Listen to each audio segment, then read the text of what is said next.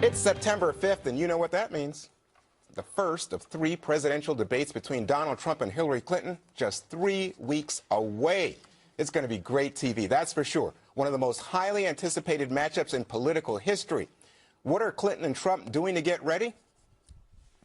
You have to prepare, but I watched a lot of his debates during the primaries, and he insulted all of his opponents. He insulted all of the moderators. He insulted, I guess, about 80% of the American people and the rest of the world. So I want to take it seriously. I want to talk about what I think we can do and how important it is. But you've got to be prepared for, like, wacky stuff that comes at you. And I think they're going to be very important. It looks like it's going to be 3 debates. I look very much forward to it. It'll be a very interesting, especially the first one's going to be a very interesting evening. Well, I think it's going to be very important. I don't know if it's make or break, but I've done well in the debates. I had 17 people in the debates, and, you know, I'm the one that survived, and I've enjoyed the debating process. I never debated before professionally or as a politician because I was never a politician before. But we had 11 debates that I participated in, and according to everybody, I did very well. Sources say Clinton has at least 25 researchers working on opposition files to help the secretary find a way to fluster Trump while they're on the stage. Donald Trump has been prepping with advisors, but says it can be dangerous to go overboard with preparation for debates because you don't want to sound scripted or phony. So, Melissa, you're someone who has been on a professional stage. You know what it's like. Can you be too scripted in a debate?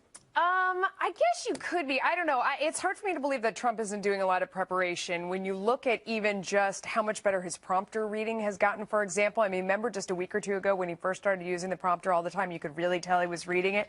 And then all of a sudden he started doing it well. So I think that he's definitely practicing. I think for Hillary Clinton, I mean, she's kind of a bit robotic no matter what. So I'm sure she's practicing, but she comes off kind of like an elitist robot dictator out there doing her thing. I think you can over-practice, but probably not in this setting because it's really high pressure and there's going to be about 1.5 zillion people watching and neither of them knows what's really coming. So I would say practice to your heart's content. Well, you know, Kimberly, in fact, what we hear is that the Clinton team is talking to Tony Schwartz, who wrote The Art of the Deal with Donald Trump, trying to get inside Trump's head. And they're also consulting with psychologists to see if there's a way they can irritate him, you know, needle him on the stage and get him to act out of character. What do you think? I mean, I'm sure that's a lot of money for consultants, you know, to make. It's one way to stimulate the economy. Figure it out. Trump's not, like, in hiding all the time. He's not, like, napping now, like Hillary is, probably resting for the debate. You know, I mean, what is there to figure out about him? He's transparent. He tweets. He tells you exactly what's on his mind. He's been available every day for any kind of press conference. He's done how many rallies now? I mean, the guy is constantly on the move. To be honest, I'm concerned because he's working so much.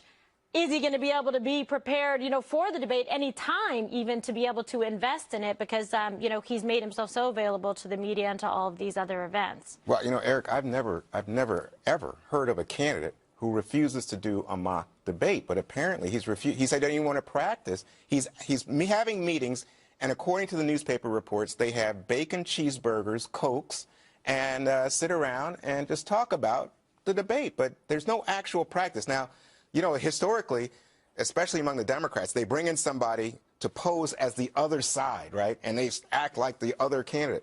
But he doesn't want to do it. No, okay, at least we don't know if he's going to do it. Well, that's what they say. He's in good hands now. He has Kellyanne Conway. He's got Steve Bannon. Look at what he did in the last few days. He flew to Mexico before his big immigration speech, and then he went immediately to Ohio, did speech after speech after speech. Then he went to Detroit and did this big economic thing, reach out to African-American communities. He is on a serious schedule right now. So he's being handled very well. I think he'll be more than well prepped. I think they're probably saying, I think it's genius to say, yeah, we got cheeseburgers and Cokes, and that's and we're not. But I'm sure he's going to be extremely prepped for that debate. That also, so good. The rumor is that Mark Cuban may sit in as Donald Trump on the Democrat side for Hillary. So she may debate him with Jennifer Granholm, who's been a long-time debate prepper, who did a lot of debate prep with Barack Obama. She's been very, very good.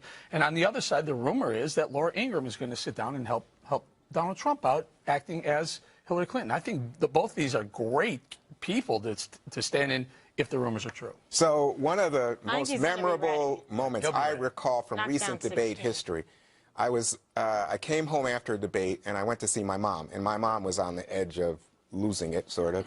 And I said, Mom, boy, that debate, you know, between Al Gore and George Bush, boy, I think Gore really handed it to him. And my mom looked at me and she said, oh, no, he was so rude and condescending to Mr. Bush. I think Mr. Bush is such a nice man, and I just can't believe that that's what you think. I was like, whoa, what debate did I watch? So one of the dangers, Greg, for Hillary Clinton in this is she might be well prepared, she might have more knowledge, but she comes across to the audience as somewhat arrogant, elitist. I think you said elitist, right? Robot, I think. Yeah, what do you think, Greg? Well, you know, it's interesting.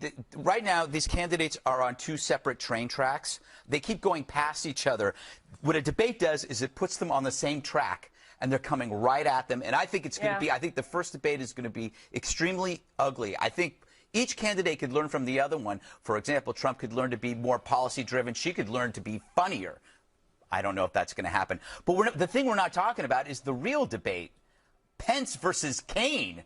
I mean, we're talking about Trump versus Hillary, but by far more interesting than that, more exciting, it's Pence versus Kaine. Do you know which one is Pence or which one is Kaine? If I put there they are, there they are. This is like a tennis match between kitchen appliances. This will have the excitement of watching your phone recharge. I'm not sure we need a VP debate. Right. What did Admiral Stockdale say? Who am I and why am I? He was a great guy. That was great. Now you like that? Yeah, but it's interesting. It's like it's so milquetoast that. Yeah, but okay. But the other side, Gregory, is You'll be sent to cover that. Trump comes off as not knowing what he's talking about. He gets embarrassed up on the stage. The challenge for him, and the reason why he succeeded, was he was up against 17 people, or 16. Was it 17 total? So that means that you could insult and move on, but and to the next person, and that takes up most of the time. But you're one-on-one now, so that means you can't just lob little grenades over and over again. Sooner or later, you got to add some facts, some substance when you're one-on-one, or perhaps 1 and 2 if Johnson is there, but I don't think he will be. All right. Not the way it's Trump's going. campaign manager says the Republican nominee is taking a very different approach to his opponent as he preps for their debate. Look, he's an unconventional candidate, and he's not going to prepare the way Hillary does. So the Donald Trump, the authentic Donald Trump, who's been taking his case directly to the voters, is the one that you will see on the debate stage with Hillary Clinton. And I think they're nervous over in Clinton camp because he is he's the unpredictable X factor. She is the scripted statist Hillary Clinton that, that basically needs to memorize lines. Wow. So this is what we're saying, that she's scripted, he's not scripted. But there is an amazing, interesting historical fact here. This is the first time we're going to see a woman on the debate stage. Okay, and you've got a candidate, Donald Trump, who's known to have a little difficulty with women.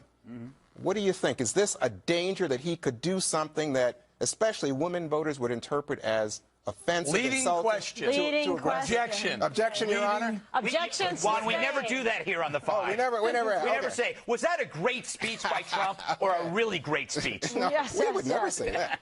Or Look, his best speech. our best speech ever. Best speech ever. And will ever Or be. was it huge? Huge. Yeah, It was a huge speech. Yeah. So what do you think about So anything is possible, right? Of course. He's going to speak his mind. He's not a scripted person, but I think that's why he's done so well, thus far. Right. But Hillary Clinton is somebody who's battle tested. She's going to be able, I think she's going to be prepared. She'll be able to hold her own. I do not think that he's going to be intimidated by facing her on the debate as a woman? As a candidate running for president. But he's got to deal with regardless the of fact that gender. she's a woman. I understand that, but what is there to deal with? He should debate her as if she is anyone else on the stage, just like he did when Carly Fiorina was on the stage. Oh, no, that didn't Listen, work so well. No, what I'm saying is Carly Fiorina was treated like an equal on the stage, as she should be, with all the other male candidates up there running for the Republican nomination, right? So I think you have to kind of play your game, focus that way. Do not go and say, disagree. I see a female, I see a male, and debate her on the issues. He should, but unfortunately, I think everybody's going to be watching with a magnifying glass, and he does have to be careful about his tone, and he can't attack her too much. I think both sides are completely sandbagging and lying about the preparation. I mean, she's saying, oh, he's so wild and crazy, I don't know where it's going to come from. I mean, who is she kidding? She's as tough as nails. He's saying, I'm eating cheeseburgers and drinking Coke, and we're, playing field hockey, and we're not even practicing over here.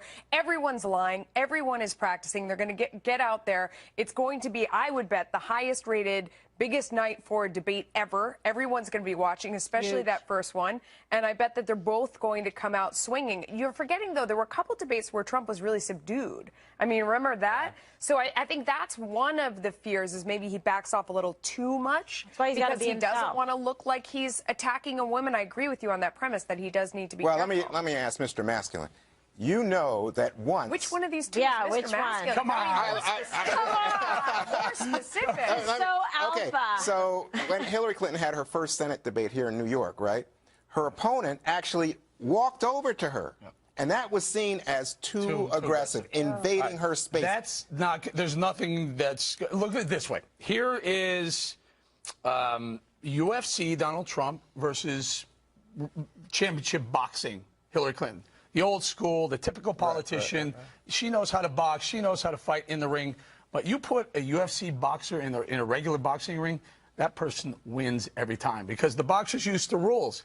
Rules go out the window when you put UFC and a boxer together. And Donald Trump is not, you can't prepare for Donald Trump. No matter how hard you try, you just don't know where it's coming. And by you the don't way, know what she you're going to get. gets snippy too, so she has to be careful because he's going to be able to poke her cage. Right, because she doesn't prepare or she can't prepare for it. He'll come at her with some things that'll frustrate her, and she may get frustrated and mad and angry, and that'll come off poorly too. I think this is going to be a very, very important moment for Donald Trump. So, Greg, if you are now advising the two of them going into this, what are you saying? Well, I think back to this thing about gender, I think Bernie McGurk says this a lot. He says that the compliment to Trump is also the consequence of Trump. He doesn't see gender, so he will insult a woman's looks the way he insults a man's looks. Like he'll make fun of Carly Fiorina's face. Yes. So because he doesn't think that that's any different than making fun of a man's face. So that is truly being gender blind. He doesn't see male or female, and therefore that comes off as sexist, ironically. I guess I think you have to maintain composure. You cannot. What about humor? If either side loses their cool, then they lose. What about, like, someone said, can Hillary be funny? Can she be relaxed? She's got to have a few things, up her sleeve, and they usually do. Somebody has a couple of jokes, and she's going to try to draw him out with a couple of little shots to get him mad because they've been looking at his psyche. And all he has to do is to try to get her just angry enough to raise her voice so that she sounds like she's incredibly defensive and shrill. That's what I would do. I would try to get her... That high-pitched laugh that she does, like with the wipe the server thing. She's got to get him to look mean, and he's got to make her look shrill. Well, as Ronald Reagan once said, I'm not going to take advantage of my opponent's youth and inexperience. Pretty good for an old guy. Much more to come on the Five's Labor Day special. Is a big surprise in store for Trump or Clinton coming just around the corner? It's a dreaded month for presidential candidates in a lot of past elections. It's a month when some kind of surprising information gets leaked on one or both of the candidates, deliberately timed to influence the outcome of the vote, hence nicknamed the October surprise. WikiLeaks founder Julian Assange is threatening to dump damaging new information at some point on Hillary Clinton. Listen. Are we going to see it before the November 8th election? Yes, absolutely. People have a right to understand who it is that they're nominating. It's a variety of different types of documents from different types of institutions that are associated with the election campaign. Some quite unexpected angles that are quite interesting. Some even entertaining. Okay, Greg, you like this? You think this is going to happen? You think I always thought October surprise was something you'd have to look up in the Urban Dictionary. It's like that'll cost you double if you want an October surprise and triple if your friend watches. So I don't know. Or it could be like a really cool holiday dessert. Like an October surprise would be like a pumpkin, but inside the pumpkin is another pumpkin. I sometimes think the October surprise is maybe a kind of magical thinking. Like if you're in debt, you go, well, I'll just win the lottery. And so people are hoping, maybe there'll be an October surprise. I don't know. Wow. Want to follow that? I ain't coming to me here. Yeah. That's what I was going to say. Understand anything? No idea what those October surprises are all about. Your thoughts on Julian Assange or anything else? Look, I think if he's saying that he's going to deliver something that is going to be quite significant, when I interviewed Trump, he said it was going to be earth-shattering with respect to Hillary Clinton. I think you should expect it to happen. It just depends, and Julian Assange had told Megyn Kelly that, well, it depends if the media is going to cover it, if they're actually going to, put it out there and, drive the story. But he knows what he's got, and I'm just curious, when. You trust Julian Assange? I don't trust him at all. But when he has said that he has stuff and he's going to leak it, he has. Yeah, That's my point. Some of it isn't as earth-shattering as he claims. And sometimes the October surprise doesn't even hurt the person they're going after. Sometimes it actually helps them. That could be the surprise part, is that it doesn't hurt who it's supposed to. So I would think it's Julian Assange, but I want to come up with my own answer. So I went with that I think that they'll try and do something with the Clinton Foundation, like shutter it or half shutter it. The Clinton Global Initiative is this big liberal love fest where they show up weeping about the environment and hugging rainbows and unicorns run through the street. That happens in September 19th through the 21st here in New York. It's crazy. So they're having their big meeting, and I think at that, in conjunction with that, they're going to say something about we're going to mothball, part of the foundation. They already said they were going to leave Chelsea in charge, which showed kind of how tone deaf they are, and they love hobnobbing with rich people and lining their pockets. So I don't think it really goes away, but it'll be something around that. That's my bet. Wanda, do you think there's Chelsea in charge. a Trump-targeted October surprise? I don't have any idea, but apparently KG says that he told her that he does have something, but I don't know. At him. Julian Assange told I thought Kelly, you said Trump said to you. Trump said to me. That's what I thought I heard. On air, that it was something earth-shattering. Right, so that's what I'm saying. I meant is, do you think there's anything targeted at Trump? Trump being the target. He said well, no, it's a different kind of thing. I think there are two big issues out there. One, Trump's tax returns. So if somebody had something on Trump's tax returns and released it in October, that would be like, whoa, because I think a lot of people have questions about why he hasn't released it. And I've seen in recent polls that most people don't know that he hasn't released it. So that's a potential source. On the Clinton side, I think it's the foundation and the emails that we've discussed here earlier. I mean, but if you look back historically, it's kind of funny. Remember, a lot of people were concerned 5 days before, I think that was the 2000 race. There was a drunk driving report put out on George W. Bush. Right. And then we have historical. But he still won, though. Well, I don't know about that. I mean, it was 2000. Yeah, 2000. So that was a disputed race that actually Gore got more votes, remember? Yeah, but the thought was that if that drunk driving thing hadn't come out. Did I miss something? It was George Bush, not the president. Yeah, but no, the thought was that if that hadn't come out, Bush would have, in fact, won more votes. Won by a bigger margin. Well, he didn't win by any margin. He lost, actually. My prediction is they will You're find right. Bush out. wasn't president. No, he was president, but he lost the vote. My prediction is that they will find out Hillary is a space-shifting lizard, and that Donald is a space alien who is polluting the atmosphere with chemtrails. That was good. And Alex Jones will break it. Okay. Isn't he already broken that story? I think he might have, actually. He's going to break it again. In fact, I think half the people on network television are these, what are they called, shape-shifting lizards. Yeah, Lou Dobbs is one. Lists of it? Yeah. There's quite a few. All right, let's go. Any others? Oh, my goodness. We should all work less and live more. Right. It's Labor Day, and many of you are enjoying a well-deserved 3-day weekend. Should our employers give us a break and actually let us have a 3-day weekend every week? Yes. Why not? A new study says yes, Melissa. Some companies are already trying it out, like the clothing retailer Uniqlo and also Amazon, launching a program to experiment with a 30-hour work week for select employees. I sense a lawsuit already. All right, so is this good or not? I'm a little bit worried about the Amazon, because as an Amazon Prime customer, what does this mean? Obamacare. Getting stuff? Oh, okay. They're trying to cut down hours so that they don't have to provide health care, because of the genius idea that President Obama had, require 40. If you work 40 hours, you have to give health care away. So everyone is trying to get under the 40-hour work week, trying to get under the 30-hour work week. The middle class is getting screwed because of this. Do you remember that we did this topic, this exact topic, and this is exactly how it happened? We were talking about the 3-day work week, and you said, this has to do with Obamacare. I swear we did this last year on Labor Day. It's amazing. And by the way, wait till all the other companies start to say, once Amazon and Uniqlo do it and it's working for them, hey, I don't have to provide health care anymore. Let's do this. 3-day work week. So we can keep this and run it next Labor Day. It'll be perfect. Okay, so bowling has managed to, in Groundhog fashion, blame it on Obama again within the first 15 seconds accurately of the segment. blame it on Obama. There you go. No, it's your turn. Oh, you are? Oh, I didn't know you were. I thought you were just making a statement of fact. He was on the 3-day work week. No, but we can't. By the way, we can't get that, can we? I mean, because we got to do a show. If you don't want it. I thought about it too. Good, but then someone would take your job. Do you think people should have a 3-day weekend every weekend? I mean, obviously, I think there are lots of people who would prefer time with their family and friends and hanging out and going to the ballgame, whatever they want to do. Go to the gym. Not you? No. What would you do? No. The curse of the 3-day weekend is that it makes that day coming back to work harder than a typical day. So it's like, when you do drugs and you get really, really high.